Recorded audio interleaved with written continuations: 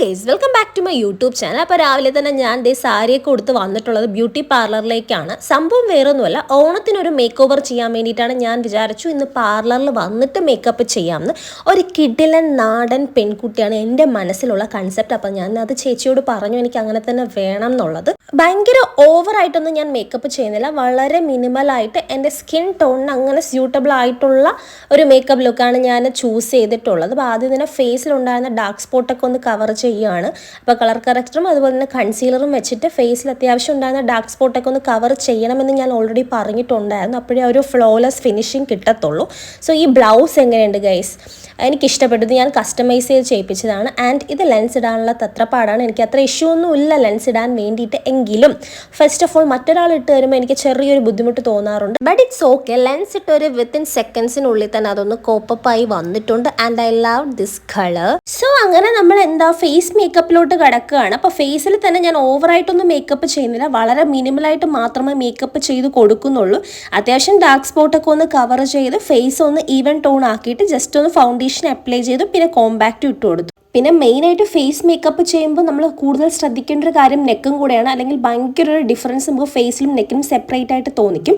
അപ്പോൾ അത് കഴിഞ്ഞിട്ട് നമ്മൾ ഐ മേക്കപ്പിലോട്ട് കിടക്കുകയാണ്. ഐ മേക്കപ്പ് കുറച്ച് അട്രാക്റ്റീവ് രീതിക്ക് വേണമെന്ന് ഞാൻ ഓൾറെഡി പറഞ്ഞിട്ടുണ്ടായിരുന്നു. ബിക്കോസ് നമ്മൾ ആ ഒരു ട്രഡീഷണൽ ഔട്ട്ഫിറ്റിൽ ഐ മേക്കപ്പ് കുറച്ച് പോപ്പപ്പ് ചെയ്ത് വെക്കുന്ന രീതിക്കാണ് ഞാൻ ഐ മേക്കപ്പ് ചെയ്യാൻ പറയുന്നത്. ആൻഡ് കണ്ണിലുള്ള ഈ ഒരു മേക്കപ്പ് ലുക്ക് ഞാൻ നിങ്ങൾക്ക് കാണിച്ചു തരാം. നിങ്ങൾക്കും ഡെഫിനറ്റ്ലി അത് ഇഷ്ടമാവും. പിന്നെ ഞാൻ ഈ ചെയ്യുന്നത് ഐബ്രോസ് എനിക്ക് മറ്റാരും വരയ്ക്കും ഇഷ്ടമല്ല. എന്താണെന്ന് എനിക്കറിയില്ല. അത് ഞാൻ തന്നെ സ്വന്തമായിട്ട് വരച്ചാലേ എനിക്ക് ആ ഒരു കംഫേർട്ടായിട്ട് ഇരിക്കത്തുള്ളൂ. ഓക്കെ, ഞാൻ കംഫേർട്ട് ആവത്തുള്ളൂ. സോ ദാറ്റ് ഞാൻ തന്നെ ഐബ്രോസ് ഒന്ന് ഷേപ്പ് ചെയ്ത് കൊടുത്തു. അതിനുശേഷം ചേച്ചി ഐബ്രോസ് ഒന്ന് ഹൈലൈറ്റ് ചെയ്ത് തന്നു. ആക്ച്വലി സമയമില്ലാത്തത് കൊണ്ട് തന്നെ ഞാൻ മേക്കപ്പ് ചെയ്യാമെന്ന് വിചാരിച്ചതാണ്. പിന്നെ ഞാൻ വിചാരിച്ചു വേണ്ട, ഇന്ന് എനിക്ക് ഭയങ്കര ഞാൻ സ്ട്രെസ്ഡ് അല്ല ആക്ച്വലി, എന്നാലും എന്തോ ഒരു മൂഡ് തോന്നിയില്ല സ്വന്തമായിട്ട് ചെയ്യാൻ വേണ്ടിയിട്ട്. സോ ദാറ്റ് ഞാൻ പാർലറിലേക്ക് വന്നിട്ടുള്ളതാണ് മേക്കപ്പ് ചെയ്യാൻ വേണ്ടിയിട്ട്. പിന്നെ ഈ ചേച്ചി എനിക്ക് ഐലൈനർ വരച്ച് തരുവാണ്. ആക്ച്വലി എനിക്ക് ഐലൈനറും ഐബ്രോസും ആരെ കൊണ്ട് ചെയ്യിപ്പിക്കുന്നതും ഇഷ്ടമല്ലാത്ത കാര്യമാണ്. പക്ഷേ ഈ ചേച്ചി വരയ്ക്കുന്ന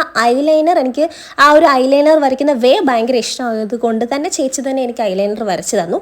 ദെൻ മസ്കാര നന്നായിട്ട് അപ്ലൈ ചെയ്തു. കാരണം ഞാൻ ലാഷസ് വെക്കാനായിരുന്നു പ്ലാൻ ചെയ്തിരുന്നത്. പക്ഷേ ലാഷസിൻ്റെ അവൈലബിലിറ്റി ഇല്ലാത്തത് കൊണ്ട് നമുക്ക് മസ്കാര വെച്ച് അഡ്ജസ്റ്റ് ചെയ്യാം. ദെൻ അതിനുശേഷം ഓഫ് കോഴ്സ് നമ്മൾ ഇട്ടിരിക്കുന്ന ട്രഡീഷണൽ ഡ്രസ്സ് ആയതുകൊണ്ട് തന്നെ താഴത്തെ വാട്ടർ ലൈനിൽ നന്നായിട്ട് കാജൽ അപ്ലൈ ചെയ്യാൻ ഞാൻ പറഞ്ഞിട്ടുണ്ടായിരുന്നു. ബിക്കോസ് താഴെയും കണ്ണിന് ചുറ്റും നല്ല രീതിക്ക് കൺമഷി വരച്ച് കഴിഞ്ഞാലേ ആ ഒരു നാടൻ ചന്തം വരത്തുള്ളൂ എന്നാണ് എൻ്റെ ഒരു കൺസെപ്റ്റ്.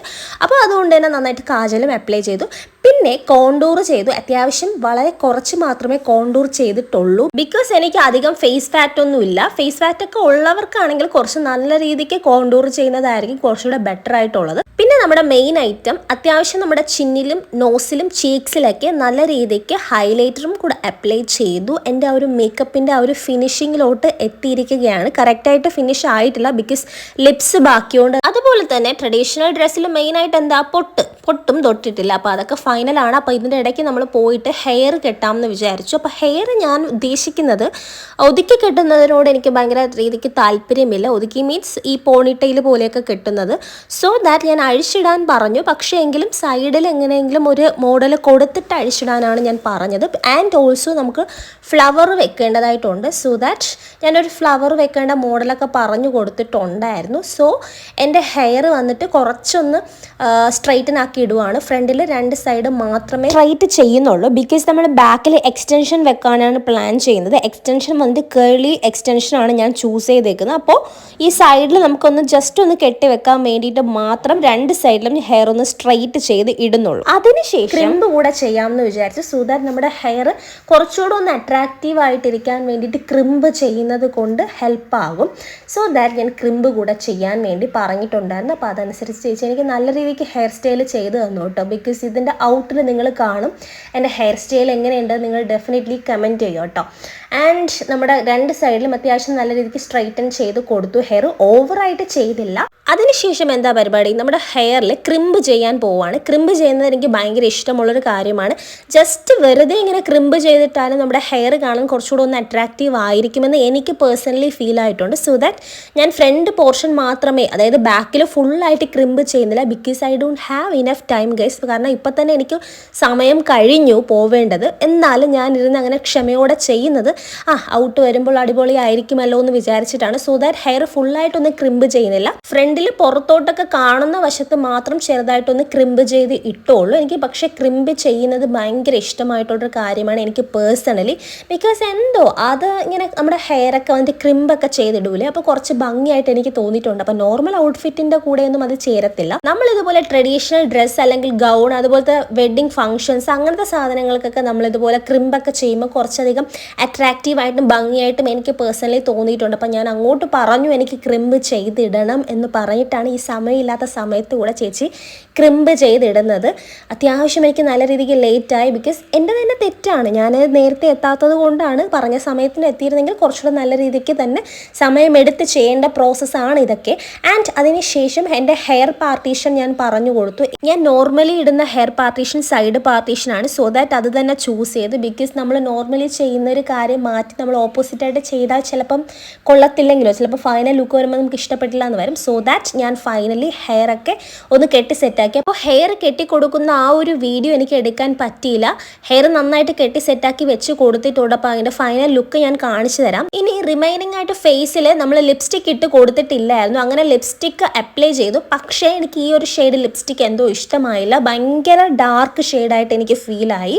നല്ല ഡാർക്കായി പോയി എന്ന് തോന്നുന്നു. ബിക്കോസ് എൻ്റെ ആ ഒരു ബ്ലൗസിൻ്റെ കളറുമായിട്ട് യോജിക്കുന്നുണ്ട്. പക്ഷേ എനിക്ക് ഫേസിൽ എന്തോ അത്രത്തോളം ഡാർക്ക്നെസ് വന്നിട്ട് എനിക്കങ്ങ് സെറ്റായില്ല. സോ ദാറ്റ് ഞാൻ അതൊന്ന് റിമൂവ് ചെയ്യാമെന്ന് പറഞ്ഞു. അങ്ങനെ ചേച്ചി എനിക്ക് ആ ഒരു ലിപ്സ്റ്റിക് ഒന്ന് വൈപ്പ് ചെയ്ത് കളഞ്ഞിട്ട് പുതിയ ലിപ്സ്റ്റിക് ഇട്ട് തന്നു. പുതിയ ലിപ്സ്റ്റിക്ക് കുറച്ചുകൂടെ ഒന്ന് ലൈറ്റർ ഷെയ്ഡാണ്. അപ്പോൾ അതെനിക്ക് കുറച്ചുകൂടെ ചേരുന്നതായിട്ട് ഫീലായി.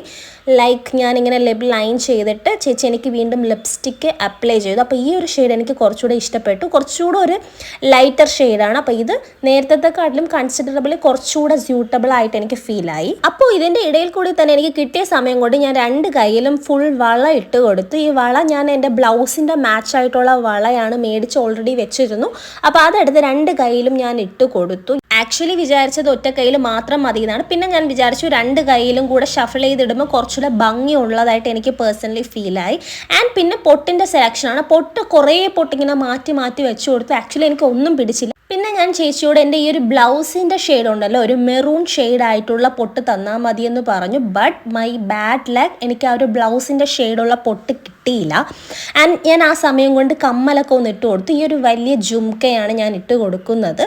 ആൻഡ് ഈ ഒരു കമ്മൽ എനിക്ക് ഭയങ്കരമായിട്ട് ഇഷ്ടപ്പെട്ടു. അപ്പോൾ എൻ്റെ ഹെയർ സ്റ്റൈൽ വന്നിട്ട് ഇതാണ്. എക്സ്റ്റൻഷൻ വെച്ച് കൊടുത്തിട്ടുണ്ട്. അതോടൊപ്പം മുല്ലപ്പൂവും പിന്നെ തുളസി ഇലയും കൂടെ വെച്ച് കൊടുത്തിട്ടുണ്ട്. പിന്നെ ഫേസിൽ വന്നിട്ട് മസ്കാര കുറച്ചുകൂടെ അപ്ലൈ ചെയ്യാൻ പറഞ്ഞു. കാരണം ഞാൻ പറഞ്ഞു ഐലാഷ് വെക്കുന്ന ലുക്കായിരുന്നു ഞാൻ പറഞ്ഞിട്ടുണ്ടായിരുന്നു. പക്ഷേ ഐലാഷ് ഇല്ലാത്തതുകൊണ്ട് കുറച്ച് നല്ല രീതിക്ക് മസ്കാര ഇട്ട് കൊടുത്തു.